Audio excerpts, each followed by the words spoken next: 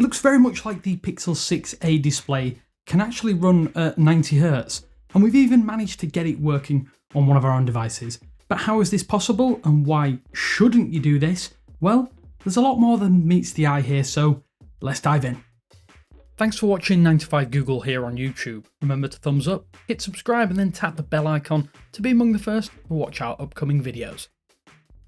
Here's a little background though on this entire thing. Over the past few days, an account going by the Lunarixus, or Nathan as we know him, shared a few images claiming to have unlocked 90Hz or the 90Hz refresh rate on the Pixel 6a's display, and as you'll know, that's a 60Hz panel. Now, this had our spidey senses tingling, as it sounds strange that Google would sell the 6a with a 60Hz maximum refresh rate when the screen is potentially capable of 90Hz, right? So as we mentioned right up at the top, there's probably a little more to this than meets the eye initially. Literally, in fact. As while the Tensor processor is no doubt capable of handling high refresh rate panels, the display on the 6a is tuned and optimized to 60Hz. Display overclocking comes to mind, as this is something that all modern monitors are capable of, with the ability to set many 60Hz screens to higher rates than that.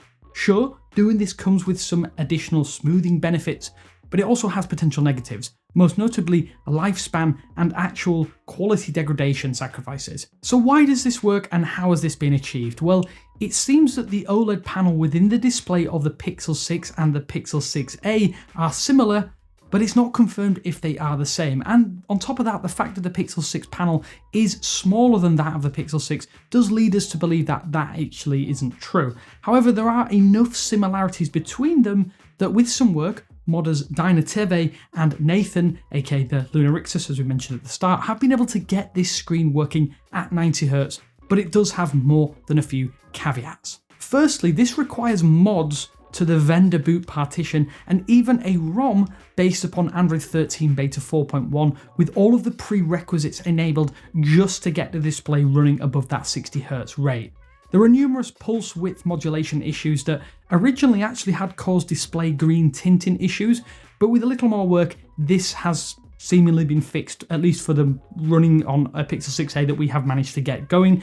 After tweaking this ROM and basically sideloading it to the device by flashing it, smooth display options appear within the display section of the Pixel 6a, which can then be enabled to basically access that higher refresh rate. As you can see, the Pixel 6a is somewhat capable of imperfectly running at 90Hz.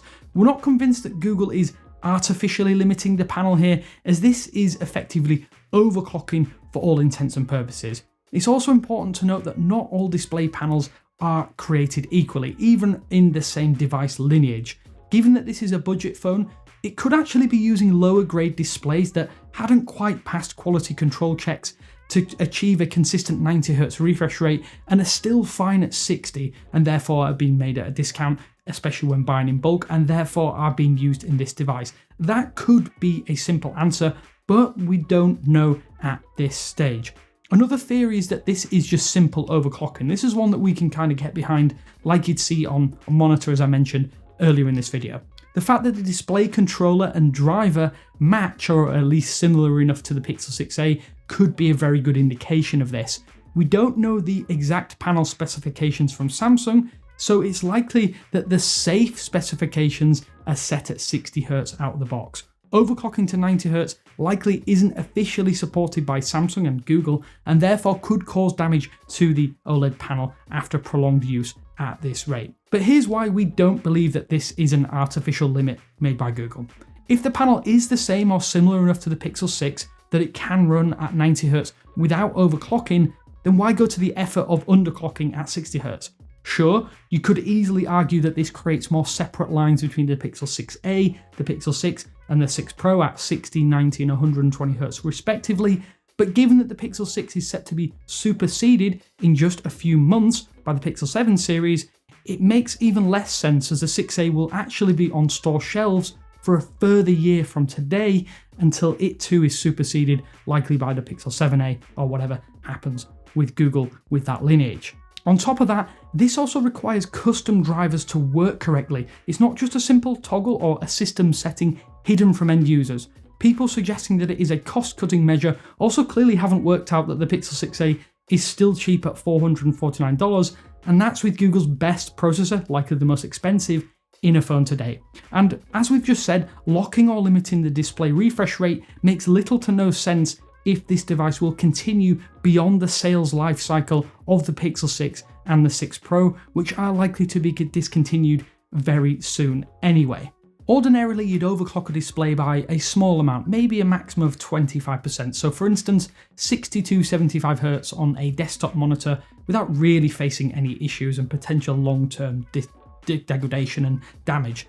This though seems like a substantial 50% increase from 60 to 90, and while it appears to work in the short term, or at least for now, and it's proof of concept, it could cause substantial panel damage. At this stage though, we simply do not know because so few people are actually running the mod, and it's only been a few days since it appeared from the developers. Our own Max Weinbach here at 9to5Google is going to test this on the longer term on his own 6A, so let's pray for him that it manages to hold out just to see what effect it has, and we will share results once he has come to a conclusion and if it does have any long-lasting or damaging benefits. As I noted earlier, from phone to phone, panel quality can differ quite drastically, which likely explains why some attempting to run the mod have hit their own issues, even having the display go blank when forcing that higher refresh rate.